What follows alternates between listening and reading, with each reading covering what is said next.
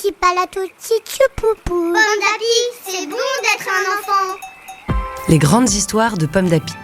Un podcast proposé par Pomme d'Api, le magazine préféré des enfants de 3 à 6 ans.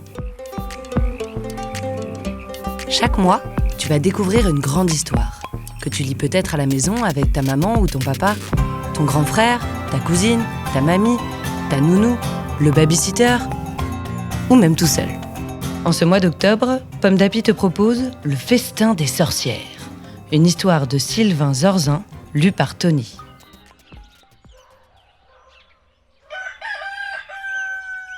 Ce matin, Anaëlle, la sorcière, a reçu une lettre. Chère Anaëlle, vous êtes invitée à la grande réunion des sorcières. Nous réfléchirons au meilleur piège pour attraper les enfants et les manger. Nous vous attendons près de la maison abandonnée, signé Maléfica, reine des sorcières. Anaëlle gémit. Oh non, elle adore les enfants, mais pas pour les manger. Elle organise souvent des goûters et des jeux de cache-cache dans le village. Je dois faire quelque chose, dit-elle. Mais quoi ? Anaëlle pense alors à son meilleur ami, Pop, le gnome farceur de la forêt. Il a sûrement une idée. Anaëlle court jusqu'à la forêt. Elle escalade l'arbre tordu où habite Pop, puis elle lui lit la lettre.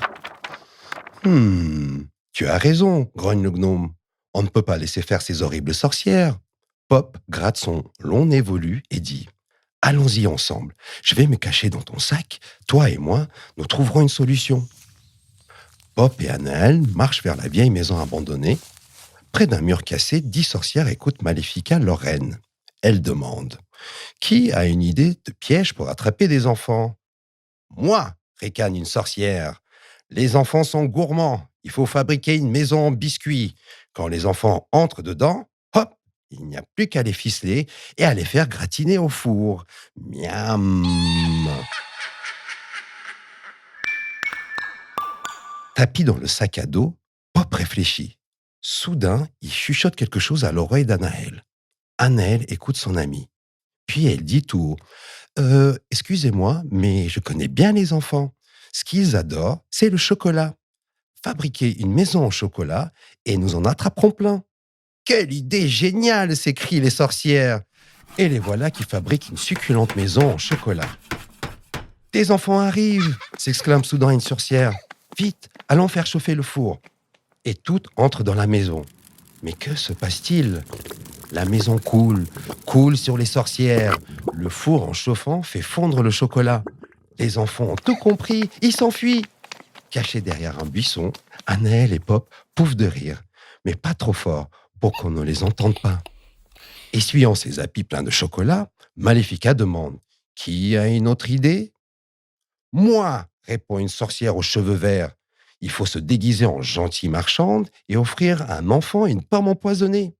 Quand il la croque, il s'endort et hop, on le mange en tartine. » Pop réfléchit. Puis il murmure quelque chose à l'oreille d'Anaëlle qui dit « Pardonnez-moi, mais les enfants préfèrent les framboises juteuses et bien sucrées. »« Mais oui, bien sûr !» s'enthousiasment les sorcières affamées.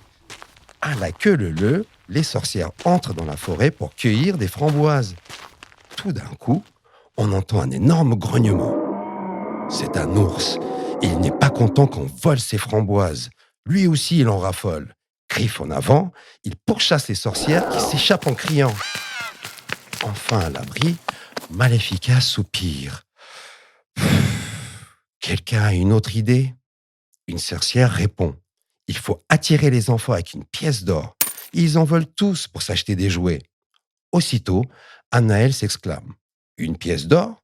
Mais il en faut des milliers. Comme ça, les enfants ne pourront pas résister et ils viendront tous.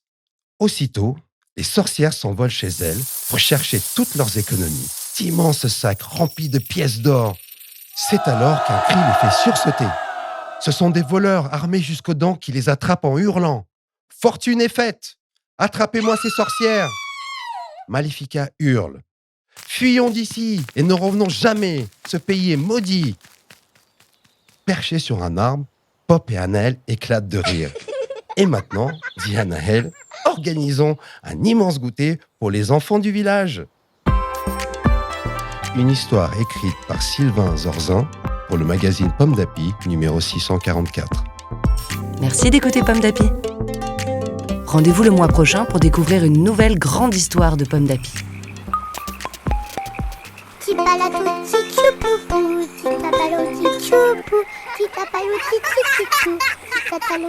Pomme d'Api, c'est bon d'être un enfant. Un podcast Bayard Jeunesse.